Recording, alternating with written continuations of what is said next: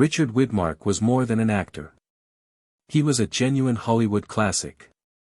His stirring performances shaped the heyday of cinema. But behind the celebrity was a man who had to overcome numerous obstacles. His path from a modest Minnesotan town to the glittering lights of Hollywood was everything but simple. Are you aware of Richard Widmark's endured in order to achieve success? You're in the right place if not. Today, we will discuss Richard Widmark and the 5 performers that he allegedly detested the most. My name is Mr. Heyman. Before we start, though, please remember to subscribe to our channel if you enjoy vintage Western films or Richard Widmark. Richard Widmark was born in Sunrise, Minnesota, a tiny town. His family did not remain there for very long. They relocated to Sioux Falls, South Dakota, within a year, where his father, Carl Henry Widmark, began working as a traveling salesman. Shortly thereafter, on July 25, 1918, his mother, Ethel May, gave birth to his younger brother, Donald.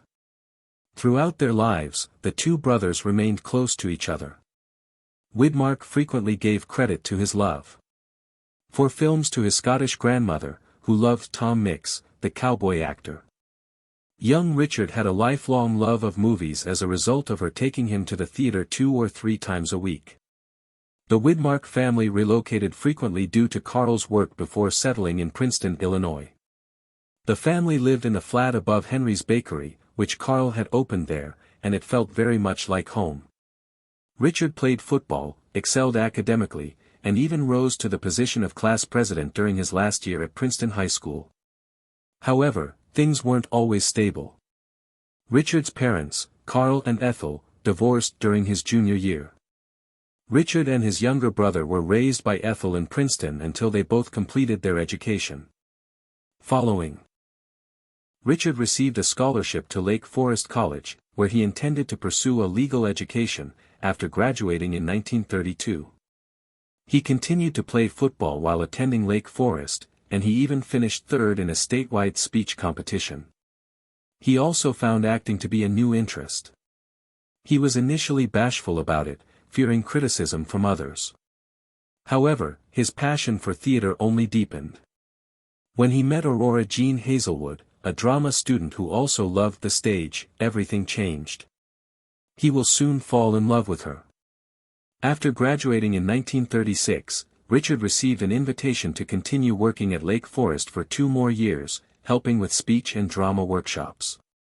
Then, in 1938, he made the bold decision.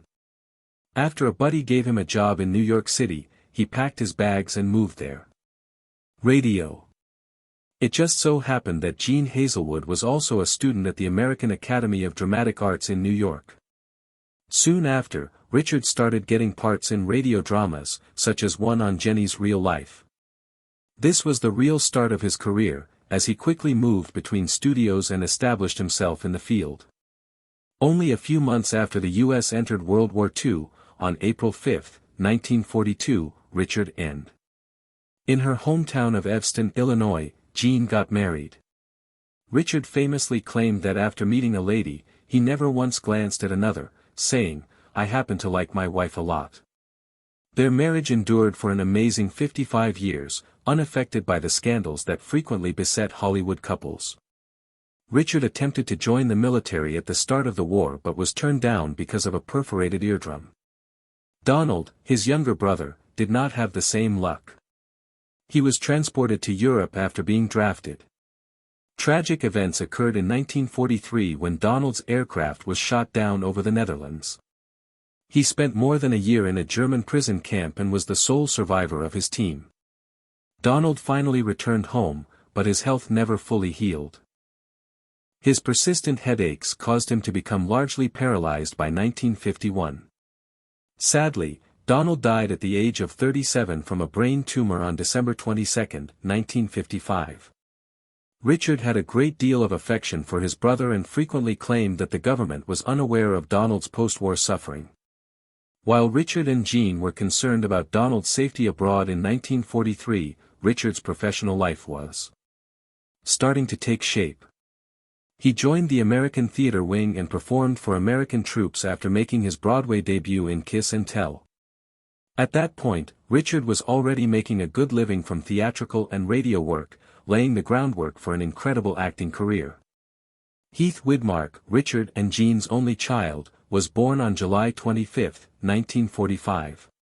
Shortly after, 20th Century Fox producer Darryl F. Zanuck made Richard an offer that would change his career. He would play the vicious assassin Tommy Udo in Kiss of Death, starring Victor Mature.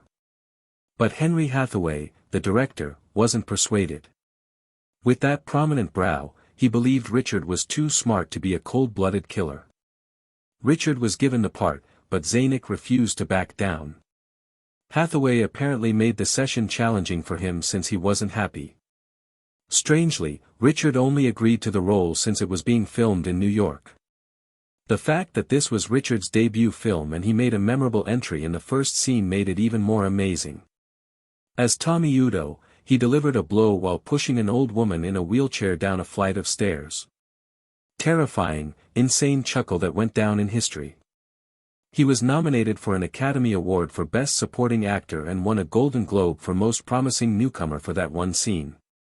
Later, Richard remarked, "I thought this acting thing was easy. I haven't won anything since." He also said that he felt like shooting himself when he saw himself on TV for the first time. However, audiences were enthralled. Even though Richard's first contract had been a bad one, Fox swiftly signed him to a 7-year deal since they loved to detest Tommy Udo.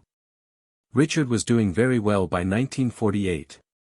He starred in Baxter and Yellow Sky with Gregory Peck before making appearances in Roadhouse with Celeste Holm and The Street with No Name with Lloyd Nolan and Barbara Lawrence.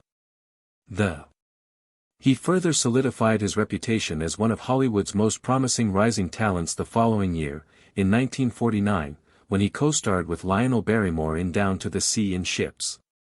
The studio gave Richard 2 significant work by 1950. Elia Kazan, an old acquaintance from Broadway who had actually urged Richard to try out for Kiss of Death in 1947, directed the first, Panic in the Streets. Zero Mostel and Jack Palance were in the movie, but even with a talented cast, it did poorly at the box office. The project was extremely expensive and did not turn a profit because it was filmed on location in New Orleans. Then came the daring, racially fraught thriller No Way Out, in which Sidney Poitier and Linda Darnell co-starred.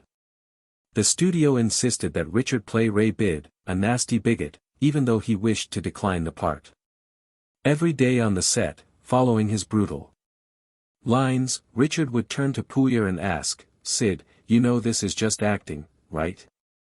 Poitier would smile and respond, "Dick, I get it. I'm an actor, too." The two became close friends, and years later, Sidney disclosed that Richard was the first person in Hollywood to ask him to dinner. At the time, a single gesture had greater meaning than words. Prior to moving on to Richard, let's examine one of Widmark's most important early 1950s pictures from his later career. He starred in the World War II drama Halls of Montezuma, which was set on an island occupied by the Japanese, in 1951. In addition to Jack Palance, Richard Boone, and a young Robert Wagner making his first credited film appearance, the cast included Carl Malden, an old radio friend. In Don't Bother to Knock, released in 1952, Widmark appeared on screen alongside Marilyn Monroe. Richard. Marilyn was later compared like a wounded bird, with a delicate soul. She was afraid of the strain that came with her desire for stardom. She would frequently spend hours locking herself in her dressing room while the crew waited impatiently for her to emerge. Her takes appeared disorganized, and she had trouble with her lines. However, the final performance was magical after the video was edited. Evidence of Marilyn's unadulterated, radiant presence that left a lasting impression. Richard Widmark stated unequivocally, "Not with me." She didn't even flirt, in response to accusations that Marilyn Monroe frequently had affairs with her co-stars.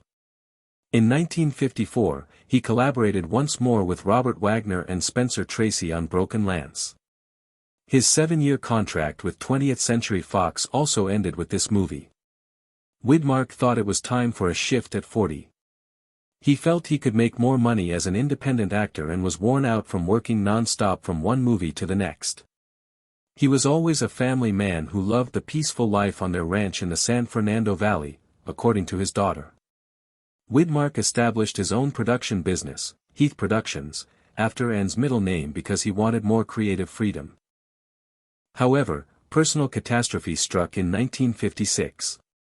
Just a year after his brother Donald's passing, his mother, Ethel May, died. People in the industry frequently murmured about the performers Widmark didn't get along with, but he rarely publicly attacked others. Anything that denigrated the art of acting, such as ego, sloth, or show-offs, was unacceptable to him. Additionally, based on those, there were 5 actors near him that he just couldn't stand. Frank Sinatra was number 1. Widmark was not impressed by Sinatra, despite the fact that the public loved him. According to reports, Widmark was enraged by Sinatra's carefree demeanor, tardiness, insistence on finishing scenes fast, and disregard for adequate rehearsal during their collaboration on The Detective in 1968. It really clashed with Widmark's professionalism and discipline. His second choice was Marlon Brando. As one production member reportedly observed, Richard felt Frank was all charm and no dedication. To Widmark, acting was something sacred.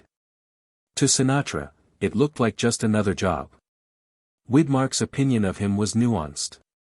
He admired Brando's natural skill and occasionally referred to him as genius, but he was impatient with Brando's methodical acting.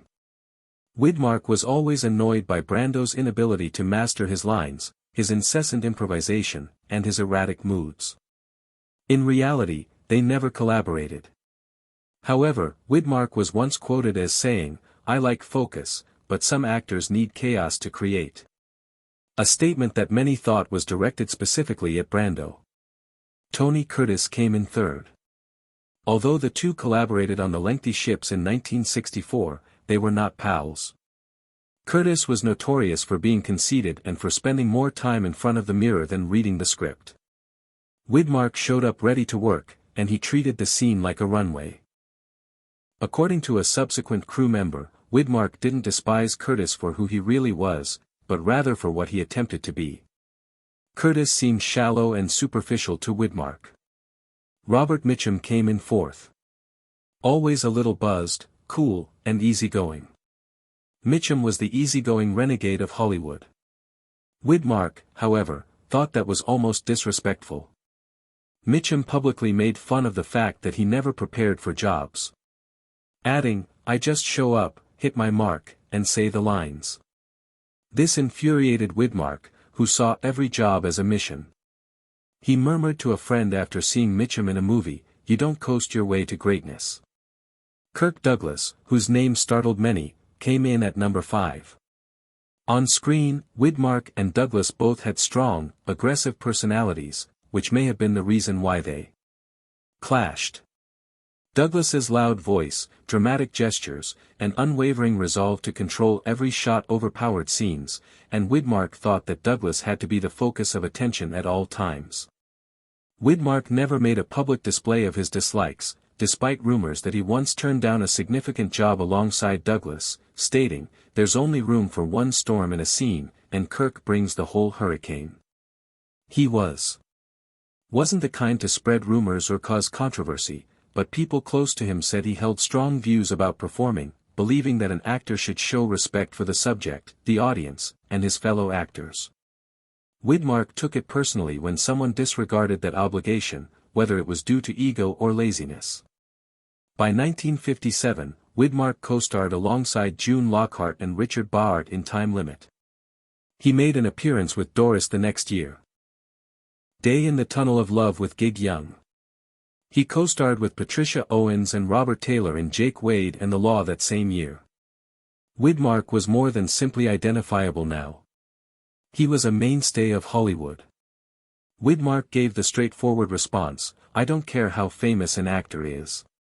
He can live a normal life if he wants to," in response to the question of whether fame had taken away his privacy. He portrayed Jim Bowie in John Wayne's adaptation of The Alamo in 1960. Widmark boldly responded, "I will be," and he was correct. It's interesting to note that Wayne first wanted him to play Colonel William Travis and even told him, "You're not big enough to play Jim Bowie." He starred in the Western Two Road the next year, in 1961. Alongside Shirley Jones and James Stewart, solidifying his place among the most esteemed leading men in Hollywood. Director John Ford and Jimmy Stewart were frequently seen fighting on set, mainly over Stewart's worn-out cowboy hat, which he had worn in a number of previous westerns. Amidst this conflict, Shirley Jones subsequently acknowledged that the only leading guy she ever really fell in love with was Richard Widmark. "Nothing ever happened between us, but perhaps that's why I loved him," she remembered, "since he and Stewart were both so protective and nice to me." Alongside industry titans Spencer Tracy and Burt Lancaster, Widmark played the American prosecutor in Judgment at Nuremberg that same year. In 1962, he joined an all-star group that included John Wayne, Jimmy Stewart, Gregory Peak, Debbie Reynolds, Carol Baker, and Henry Fonda in the epic film How the West Was Won, which made over $50 million for the studio despite having a huge $15 million budget. By 1964, Widmark and his wife Jean were living a quiet life on their 20-acre Connecticut estate, and he made a comeback in 1966 in the Civil War drama Alvarez Kelly, co-starring William Holden and Janice Rule. The Way West, which co-starred Robert Mitchum and Kirk Douglas, followed a year later. However, tragedy struck 2 years after Alvarez Kelly, as Widmark's father, Carl, died in New Orleans at the age of 70. In 1974, Widmark starred with Lauren Beale and other actors in Murder on the Orient Express. In 1982, he returned to the screen in Hanky Panky, which was directed by his friend Sidney Poitier. "I've realized in my old age, making movies just irritates me," Widmark stated in 1987, at the age of 72, after working with Gene Wilder and Gilda Radner. "I only have a few years left and I don't want to spend 12 hours on a set just to shoot 2 minutes of film," he said. He starred in almost 70 movies during his career, many of them were westerns, and these roles defined. During that year, he talked about some odd fan experiences in an interview with Parade magazine. He said, laughing, "This acting business is something else." On one occasion, a big man knocked him off his chair in a restaurant, and on another, a woman slapped him on the street and called him a little squirt. When asked if, in contrast to many celebrities who lost, he had been prudent with money, Widmark joked, "No, I'm just cheap, about everything." Sidney Poitier, Widmark's close friend, awarded him with one of his biggest awards, the D.W. Griffith Lifetime Achievement Award, in February 1990 when he was 75 years old. "Sid, I can't believe you came all the way to California just for this," Widmark exclaimed. "I would have walked for you, Dick," Poitier said. However, that same year was also a sad one. Jean, his cherished spouse, was found to have early-stage Alzheimer's disease. Widmark gave up acting to take care of her full-time, finally coming back for True Colors in 1991 to fulfill a promise. Widmark and their daughter endured excruciating agony for the next 7 years. And as they observed Jean gradually disappear. Jean died in Santa Barbara, California, on March 2, 1997. Some Widmark sold their beloved 80-acre Hidden Valley ranch a few months later. It didn't seem like home without her. The 84-year-old Widmark married Susan Blanchard, a family friend who had always shown Jean kindness, on September 27, 1999, 2.5 years later. They made Roxbury, Connecticut, their home. Widmark was admitted into Oklahoma City's National Cowboy Hall of Fame in 2002. A moment of pride in his later years. However, by 2007, his condition was deteriorating, and a vertebral fracture made matters worse. Richard Widmark died quietly at home in Roxbury on March 24, 2008, at the age of 93. His friends recalled him as a kind man.